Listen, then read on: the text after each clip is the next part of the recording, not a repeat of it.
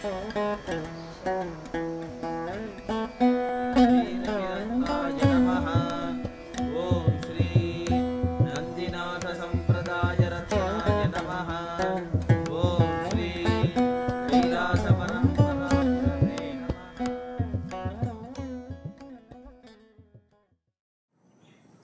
unique aspect of Hinduism is that everyone can be a priest and be in charge of one's own temple. That temple is your home shrine, which you can spiritualize or turn into a mini temple through conducting daily puja. This process works best when the shrine is a separate room, strictly reserved for worship and meditation, unsullied by worldly talk and other activities. That is the ideal.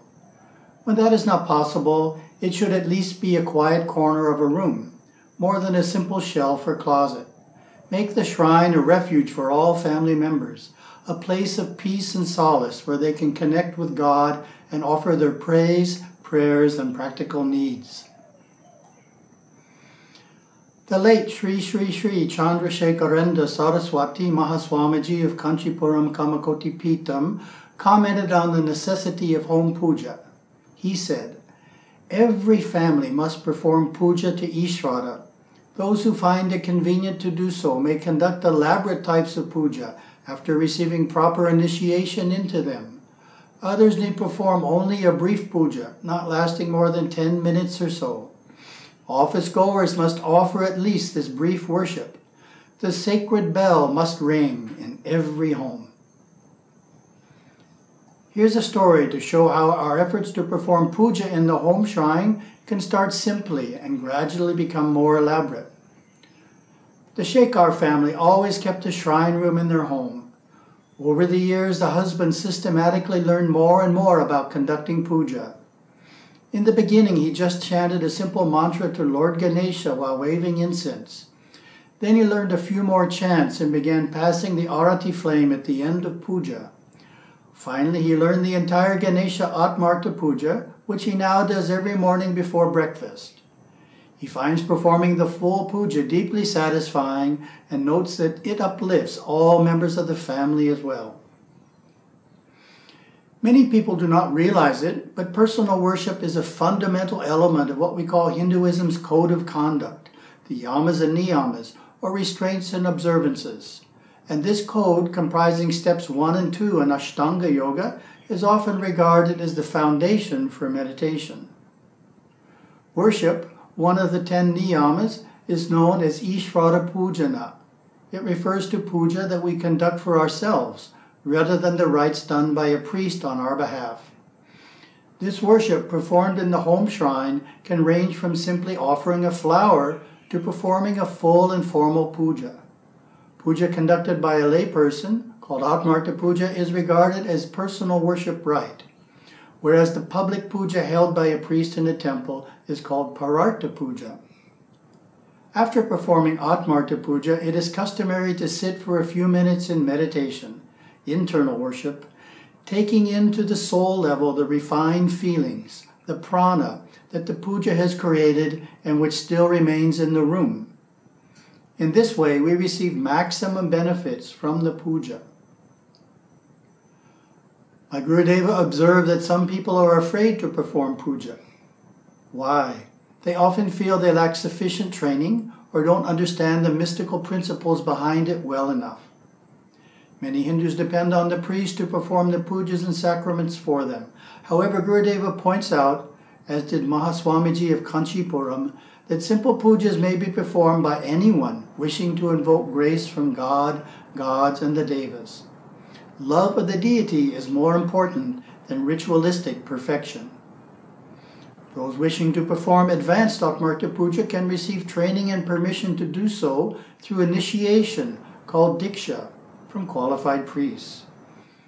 Gurudeva placed one important restriction on performing Atmarta Puja. He explained, "If a serious outbreak of anger is experienced, one must refrain from doing puja for 31 days. Simple waving of incense before the icons is permissible, but not the passing of flames, ringing of bells, or the chanting of any mantra, other than the simple recitation of Om." He invoked this restriction, knowing that an angry person would invoke, in the second world, asuras that can upset us, rather than the devas that bring us blessings. In fact, to successfully spiritualize the home, there is a need to minimize expressions of anger, as well as swearing. Take as an analogy assembling a complex jigsaw puzzle. Performing the puja is the equivalent of correctly fitting 10 puzzle pieces together. Minor anger takes away 5 pieces, simple swearing 2, and a major argument 20. Clearly, we will never finish the puzzle unless we bring anger and swearing under control. In other words, even the most sincere efforts we put into increasing the spirituality of our home will not succeed if we nullify them with outbursts of anger and swearing. All Hindus have guardian devas who live on the astral plane and guide, guard, and protect their lives. The shrine room is a space for these permanent unseen guests, a room that the whole family can enter and sit in and commune inwardly with these refined beings who are dedicated to protecting the family generation after generation. Gurudeva counseled, a token shrine in a bedroom or a closet or a niche in a kitchen is not enough to attract these divinities. One would not host an honored guest in one's closet or have him or her sleep in the kitchen and expect the guest to feel welcome, appreciated, and loved. The most cultured Hindu homes center around the home shrine, a special room set aside and maintained to create a temple-like atmosphere in which we conduct puja, read scriptures, perform sadhana, sing bhajans, and do japa. This sacred space serves as a solitary refuge, a meditation chamber. It is a safe room in which we retreat from the world, draw into ourselves, and get in touch with our superconscious intuition. It is a place to face ourselves, to write and burn confessions and make new resolutions. It is a place to dissolve problems in the light of inner knowing with the help of our guardian devas. You can strengthen the vibration of your home shrine by going to the temple regularly, ideally once a week, and making extra visits during festivals. Lighting an oil lamp in the shrine room when you come home from the temple brings the temple's religious atmosphere into your home. Mystically, that simple act brings devas who are at the temple right into the home shrine where, from the inner world, they can bless family members and strengthen the home's religious force field. Gurudeva takes the idea of having a separate shrine room in which God and the devas can dwell one step further. He states that cultured and devout Hindus dedicate their entire home to God. Quote, the ideal of Ishvara Pujana, worship, is to always be living with God in God's house, which is also your house, and regularly going to God's temple. This lays the foundation for finding God within. How can someone find God within if he doesn't live in God's house as a companion to God in his daily life? The answer is obvious. It would only be a theoretical pretense based mainly on egoism. Unquote.